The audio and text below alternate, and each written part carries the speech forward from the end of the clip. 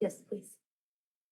Thank you, Chuck, for the presentation. I've got just a couple of questions. So am I understanding right that the scenario of the potential 26 sales tax measure is not included in any of these? Oh, none of that. Do you anticipate creating one of those scenarios so we have a sense of what that would look like? So, I think there's another step. This is just 2 years, so this gets us through June of 26. Okay. Sales tax would be December or November of 26. So you really need a 5-year plan, and I want to fine tune these numbers and put together the 5-year plan. Okay, And I will bring one with the sales tax, and then of course one without the sales tax. Right, which yeah. I don't want to look at. But, yeah, so I'll bring both of them. Okay. Yeah. so that's what's coming, okay. So, we heard from public comments today about the bus stops and the enhancement of bus stops. I've received some communication from constituents about concerns about bus stops as well. I just wondered, I don't know if you answered this question or not, but is that part of our capital budget? Is that in the works over the next year or 2 years to address the bus stop enhancements? Area community members. Right now, we have, if you look on the slide, it says 23 bus shelters, so at least 23. Oh, I see. Now, I don't know if that includes what you're referring to or not, so there may be some that are currently there, they just need to be refurbished, moved, adjusted, changed. I Right. mean, but at least we have 23 bus shelters in the budget to be replaced. Do you know how we select and prioritize those bus shelters? The John Urgo, planning development director. The 23 bus shelters was a Clean California grant we received from Caltrans. And so those were prioritized. We're actually redoing the prioritization a little bit based on the current condition ridership. Previously, we didn't have great ridership numbers by stop, but now we do. So those are the main criteria. They're spread throughout the county. And then there's 34 shelters also in the rapid bus enhancements line item. And that's on the SoCal corridor and on Main Street in Watsonville. So that's Right. 57, and then Freddie has another 12 in his budget, Can you send us a list? 69. What they all are? Yeah, That would be helpful. What was referred to today? so Graham Hill, actually, we're talking with RTC right now to try to get a shelter or a new bus stop there as part of the schools corridor study that RTC has been working on. So that one's actually under discussion. Great to hear. I have one last question. The hydrogen buses that we're going to acquire, are we planning on wrapping those with the one ride at a time? And if so, is that included in this budget? If not, is it small enough that it can be folded in somewhere? It's part of the bus purchase price, Okay. and it's small enough. Okay. Thank you.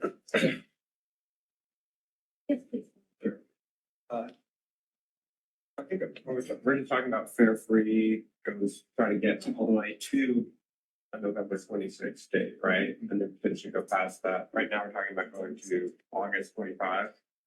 Do we have any visibility to how we could extend the program all the way to the point of a vote? And then if we pass the sales tax, could we continue free fares after that? I'm working through the numbers to figure it out, but I can tell you based off of. So this is actually a 1-year preview. It's 3.4. So in order to get it all the way through, it's 3.4 plus 4 more months. So you're talking about like 4.4 or something like that. So I had 4.4 on there. You're talking about $8 million. So you go from 3.4 to 8. I gotta find that gap as well as a gap for this right here, because this, again, I gotta cover another $11 million for phase 1, phase 2, plus another 4 months, so about 15 million. So I got 11 and 15. So I'm about $25 million gap. And then I have only so much money at the TIRSUP funding left, but I do have 5307.2. And then I gotta figure out where we fall off at that point. Or if we continue sales tax, it's not an issue, but if I gotta pull back, how do I pull back? And we're working through that. There's a gap. Can you say 4 months? September through like the end of the year. So these all stop at the end of August, that 1 year, and I was just trying to think, go all the way through, to get it. End of 25. Yeah, I think we're talking about 26. no, end of 26, so. So this right here goes through, for the free fares, goes all the way through June of 26, June, I'm sorry, this is 1 year, so this actually goes through August. So I need August through the end of the year. And then for August, and then August 25. I'm sorry, August of 25. So I gotta get through the end of the year and a whole nother year. And then in phase 1, phase 2, since I'm not showing it there, I'm only showing you this piece. This is only showing you through July. And I gotta go through a whole nother, from July all the way through the end of the year. Does that make sense? So this goes through 26.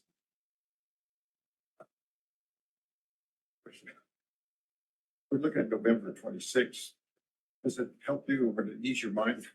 The primary will be June of 26, and I'm out of here, but that help. I mean, if we knew what was happening. Sooner I know, the better. Because then we can make decisions. Because if we're going down the path, we're gonna get it, great, we're all in. If we know we're not gonna get it, then we need to make decisions sooner than. Yeah. It'd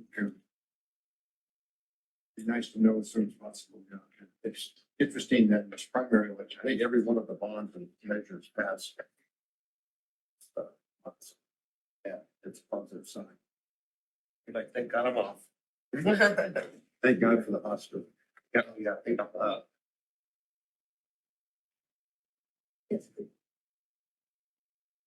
I just want to make sure I understand. On slide 10, looks like it shows that the 2 years, for the 2 years, you're fully funding 1 year of fare free and the full phase 1 and 2. On slide 10. So fare free is only 1 year, and it covers 9 months in FY 25 and only 3 months in FY 26. Right, so it's a year of fare free and it's the full expanded service phase 1 and 2. And that leaves $8 million operating surplus each year. And it's leaves 5 million or so of percent. Sounds like it's maybe some other federal fund. So it doesn't fund the full fares, but it funds the full service increase through June of 2026, leaving operating surpluses in both years and leaving $5 million of trust funds. Yeah, let's be clear on this operating surplus. So the operating surplus is because we pull money from our funding, which, by the way, in 26, we saved some of our FY, our 5307 funding in a pot, so that when we got out of all the COVID funds, we would start drawing that money down quickly. We are now actually getting not enough funding from the 5307 in year for what we need. So we're actually drawing from our reserves as well as what we get in year. And that money has to be higher than zero, because if you look down at the bottom, do you see where it says bus replacement funds? So that's money that we have to stick in so that we can buy and fix buses. And then the next one down where it says grant matching opportunities, we constantly have to go out and grants. And it's usually like 80-20. So they give us 80, we get 20. So this is our matching opportunities. And then we have reserves that we have to put aside. I mean, there's something like mandated, like our insurance liability. We actually have to have a reserve that we can't touch. So the surplus gives you enough to cover those costs for the most part that you just. So technically it doesn't. I mean, if you look at the very bottom, you see it's like almost 9 million. But our operating surplus is 7. So we're actually in the hole. The following year, the surplus is 8. 8 and then 9. So, and then in 26, it reverses back, but like I said, there's flexibility. So we try to match that as much as possible. And if we have a surplus, we put it into our COVID reserve bucket. Or in this case, like where it's the opposite way, we pull the money out of there. And that bucket is going to be used to sustain service as we go forward in the future. But so the, I guess maybe I shouldn't have mentioned the surplus. This proposal, this preliminary budget would fully fund free fares for a year and expanded service phase 1 and 2, and leave $5 million of We'll terms. start the funding of phase 1 and phase 2. I mean, this is where this stops, I mean, if we were to say, let's just go for 1 year to June of 2026, then we have enough funding to get there. After that, no, then the dam breaks. I mean, where I talk about just to do phase 1, phase 2, you're talking about almost $12 million just to fund it. I only have 5. And then if you want free fares beyond just this year, then That's that's this 2-year cycle you're talking. technically, yes.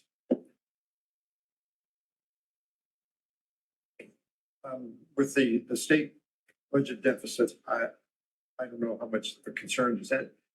Could that directly impact us some way or another? And then secondly, I've seen or read about so many transit districts throughout the nation that are in deep financial trouble. I think we're much better off than those, but does the state budget situation concern you at this time? I mean, we might, any kind of funds we've been getting, we're not going to get. Well, I mean, I worry about it. I know Michael will probably talk about it later, but I know that our TRSA funding, the 32.4 million to keep this stuff running was changed. So now we only get 50% in the first year, then 25%, and then 25%. And that could be that they could come back and even chop that number. And that is a concern.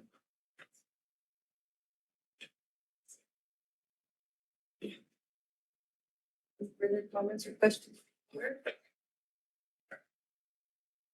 All right, thank you. Seeing none, we will